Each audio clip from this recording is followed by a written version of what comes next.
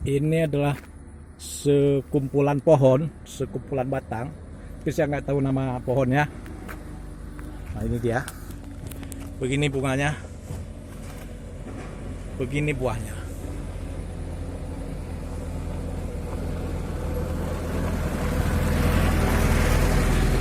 Jadi bila Anda datang ke hutan atau ke gunung, bila mendapati pohon ini, itu pertanda di daerah sini di bawahnya tidak ada air.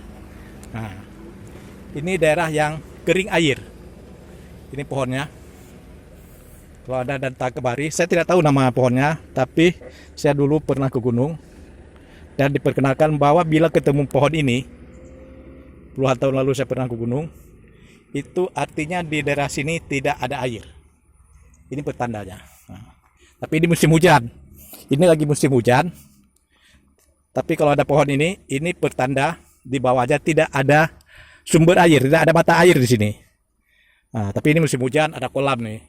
Itu karena apa? Kolam dari curahan hujan.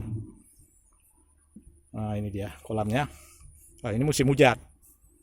Kebetulan hari ini ada matahari. Ya. Begini pohonnya. Bila Anda ketemu pohon dengan bunga seperti ini, satu waktu ketemu, itu artinya di daerah sini sulit mata air. Tidak ada mata air sama sekali. Boleh jadi tidak ada mata air sama sekali.